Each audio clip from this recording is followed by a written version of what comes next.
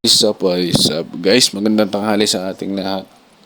Ngayon ay magluluto tayo ng nilagang baboy guys. Let's go! Yan ang ating mga rekado, sibuyas, bawang, pork cubes. Ayan ang ating gulay, umbok, bagu beans, patatas. Syempre ang ating karne ng baboy guys. So dito nga guys, nagpainit na ako ng kaserola at nilagyan ko na ito ng ating mantika. After kong lagyan ito ng mantika at uminit na siya, sinilagay ko na ito ang ating sibuyas. Nang maluto na ang ating sibuyas, sinunod ko na ang ating bawang. At nang okay na nga silang dalawa guys, inilagay ko na ang ating karne ng baboy. Ayan. So after kong nilagay yung ating karne ng baboy guys, at tinakpan ko nga ito ng bahagya upang medyo maluto ang karne.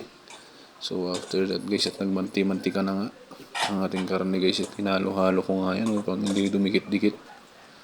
At naglagay na nga ako ng pamintang buo. Siyempre magdagdag tayo ng pampalasang patis. Okay na yung mga isang sandok siguro. Depende na sa inyo kung gaano kaalat ang gusto niyo. Ayan, at tinalo-halo ko na nga siya upang i-absorb ng ating karne ang mga pampalasa. At mag-combine sila dyan. Let's go. So after that guys, at tinakpan ko nga ito upang maluto ng maigi ang ating karneng baboy dyan guys, no? So after that guys, kapag okay na yung ating karneng baboy, pwede na tayong maglagay ng tubig dyan. So itong nilagay kong tubig guys is 2 at kalahating tabo. Depende na sa inyo kung gaano karami ang gusto nyo sabaw. So after that guys, nilagay ko ng ating pork cubes. So pag nailagay ko na yan is tinakpan ko na yan at hinintay ko na nga lang kumulo guys.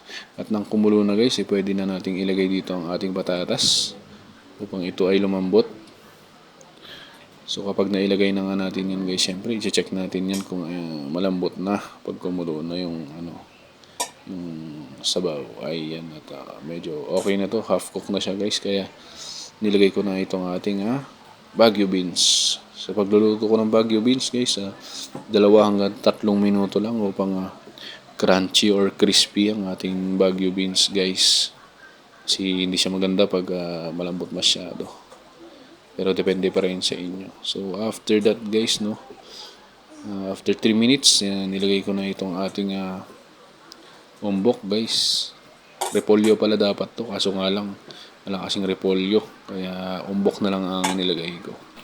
So dito nga guys, pwede na nating tikman itong ating nilagang baboy guys. At kung kulang naman sa lasa is pwede tayong maglagay ng konting asin, pampalasa. So dito sa puntong guys, tinikman ko na at okay na nga ito sa panlasa ko, kaya tara, kain na tayo guys. Let's go!